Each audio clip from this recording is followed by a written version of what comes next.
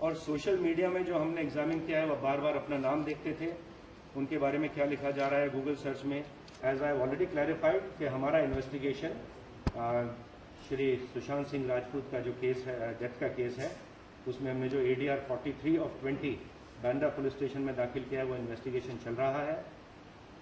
Investigation के दौरान जितने लोग भी थे, जब ये घटना हुई उनके घर पे प्रेजेंट थे, उन सभी के बयान लिए गए हैं।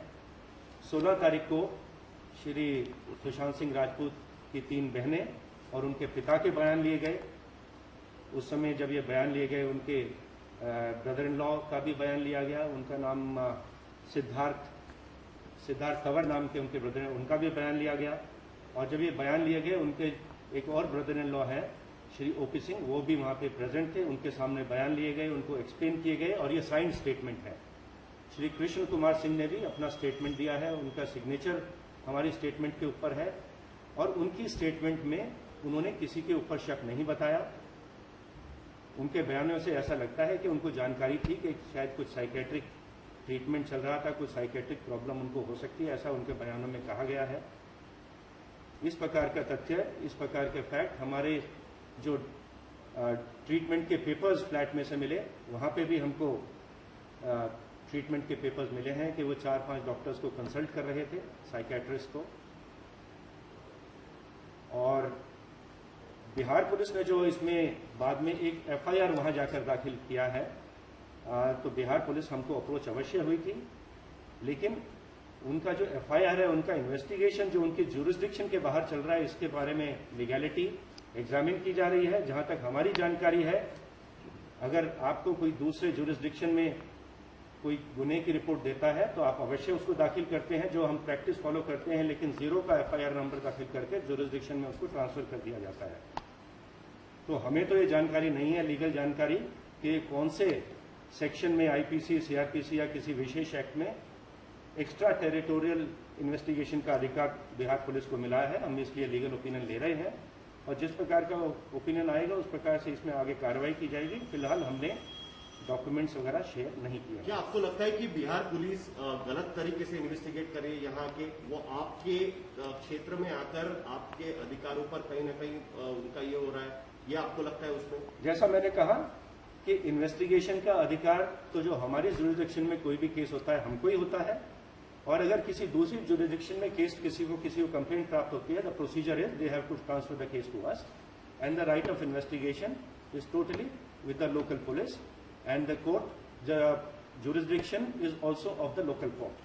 Sir, एक और questions are being asked about why is it that the Mumbai police is not willing for a CBI probe, because there is a consistent demand saying that the case goes across 2 states. Why is it that a third agency should not investigate it?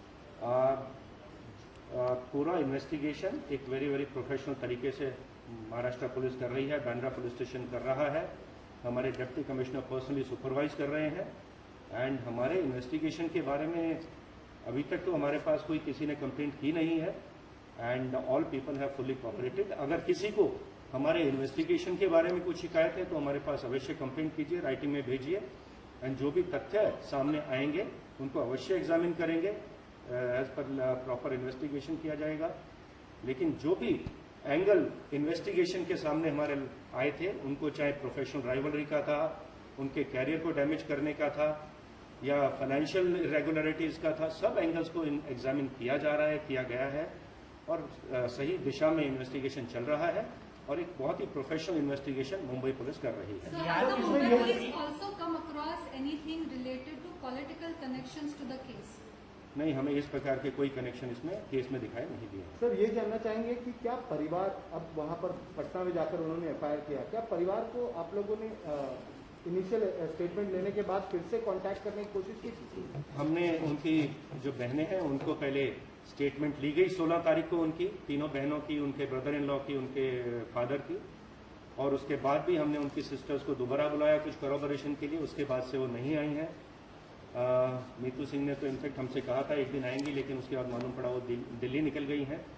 तो हम बार बार संपर्क करने की कोशिश करते रहे, but उनकी तरफ से हमको जानकारी नहीं मिल पाई कि कब वो आएंगे इन्वेस्टिगेशन के लिए। हमने उनको बार बार बुलाया है इस इन्वेस्टिगेशन। सर, ये जो मनी की बात की जा रही है, पैसे की बात की जा रही है, 15 कोटी ट्रांसफर हुए, आपके इन्वेस्टिगेशन में क्या निकल कर आया कि बहुत ज्यादा पैसा क्या ट्रांसफर हुआ है करके उस तरीके से आरोप लगाया है, मनी लॉन्ड्रिंग का उन पर आरोप लगाया है रिया चक्रवर्ती पर, आपने भी पूरा स्टेटमेंट लिया है, किस तरीके की बात आपके यहाँ पर जो फाइनेंशियल ट्रांजैक्शन हैं हम अभी भी एग्जामिन कर रहे हैं। उनके चार्टर्ड अकाउंटेंट की स्टेटमेंट ली गई है, जो अभी प्रेजेंट सीए हैं, इससे पहले जो सीए थे उनसे भी बात की गई है। उनके पूरा बैंक का स्टेटमेंट लेजर्स को भी एग्जामिन किया जा रहा है। लेकिन प्राइमा फेसी जितना अब तक दिखाई देता है कि पिछले कुछ समय में जो उनका करीब 18 करोड़ रुपया बैंक में आया था, उसमें से 4-4.5 करोड़ अभी भी उनके शायद फिक्स अकाउंट्स में बैंक में अभी है। बाकी भी जो इनके एक्सपेंसेस हैं वो एग्जामिन किए गए हैं। लेकिन जो एक चार्ज लगा है कि वहां से पैसा रिया के अकाउंट, रिया चक्रवर्ती के अकाउंट में ट्रांसफर हुआ, उस प्रकार का अभी हमको कोई करॉबोरेशन नहीं मिला है। फिर भी इन डेप्थ हमारी टीम्स अभी उसको फाइनेंशियल एक्सपर्ट्स की मदद से एग्जामिन कर रही है एंड अवश्य ही इसके बारे में जो भी जानकारी सर, होगी। और एक चीज निकल रही है। बिहार के मुख्यमंत्री भी कह रहे हैं कि जिस प्रकार विनय तिवारी जी को यहाँ पर क्वारंटीन किया गया, सहयोग नहीं कर रही है मुंबई पुलिस, अब सरकार के बीच झगड़ा लगते दिख रहा है। मुझे इसके बारे में जानकारी नहीं है। बीएमसी ने कार्रवाई की होगी। क्वारंटीन का जो अधिकार है वो पूरा बीएमसी के पास है, उसकी जानकारी मुंबई पुलिस So को। Sir, one और एक question चीज- that is being raised continuously is that since the time Bihar police team is in Mumbai, it is going on recording statements, looking into the case, whereas the Mumbai police is not really taking any steps in that direction. Is it that the Mumbai police is not looking at the case at present till it gets legal clarity? What is the status at present? हमारा ongoing investigation है and as I already told you, we have recorded 56 statements already. We are in touch with experts also. We are चाहे वो उनके financial records हों या उनके जो medical records हों, वो सब एक्सपर्ट्स की वजह से एग्जामिन किए जा रहे हैं। हमने साइकेट्रिस्ट से भी बात की है। हमने जब इनका जो सुसाइड का केस या जब उनकी मौत का केस जब रिपोर्ट हुआ था, एक्सीडेंटल डेथ का केस, उस दिन एक जगह मैंने ऐसा भी आरोप पड़ा था कि हमने फ्लैट को सील नहीं किया।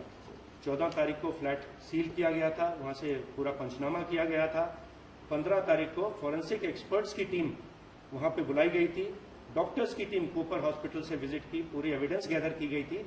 उसके बाद ही उस फ्लैट की अनसीलिंग की गई थी।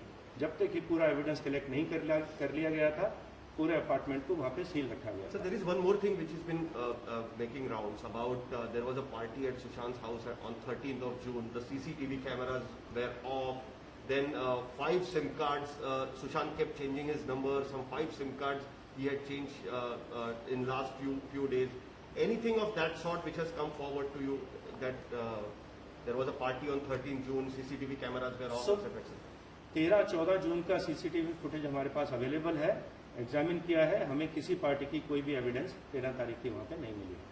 And what about the SIM cards and all that? वो टेक्निकल रिकॉर्ड्स पूरा फोरेंसिक्स की मदद से एग्जामिन किया जा रहा है। हमारे क्लोन कॉपी करके भी उसको एग्जामिन कर रहे हैं। मैसेजेस हमारे पास अवेलेबल हैं, एग्जामिन किया जा रहा है। Was he also disturbed because his name was being linked to Disha Salian? ऐसा कुछ आपके सामने आया? ऐसा हमारे स्टेटमेंट्स में आया है कि जब उनका नाम दिशा सालिन के साथ जोड़ा गया तो उससे बहुत इमोशनली डिस्टर्ब हो गए थे। और जितना हमने अभी तक इन्वेस्टिगेशन किया है उसमें ऐसा मालूम पड़ा है कि वो दिशा सालियन, जो कि एक कॉर्नर स्टोर नाम की मैनेजमेंट कंपनी के लिए काम करती थी, उनकी मुलाकात सिर्फ सुशांत सिंह जी से सिर्फ एक ही बार हुई थी।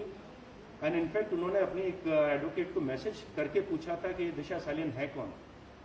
तो अननेसेसरीली कुछ ये जो कुछ सोशल मीडिया में इस प्रकार का एक कैंपेन चलाया गया था उनको दिशा सालियन से लिंक करने का, जिसकी वजह से वो कुछ इमोशनली डिस्टर्ब हो गए थे। So is it true that a day before Sushant Singh died due after committing suicide, he was continuously searching for his name on how he was being projected online?